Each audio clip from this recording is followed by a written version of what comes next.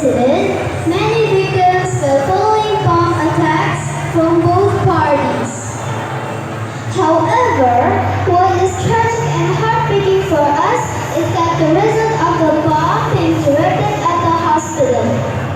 More than 500 people died. In this number, many are innocent children and innocent mothers.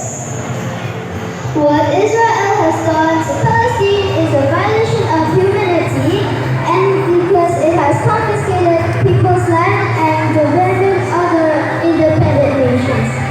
And this can be contrary to Pancasila, which is the second principle, which is a humanitarian value and violates the principles of world peace.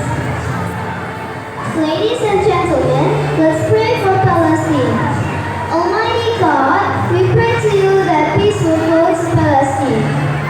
We ask that the conflict and suffering end quickly and that the Palestinian children can live in security and prosperity.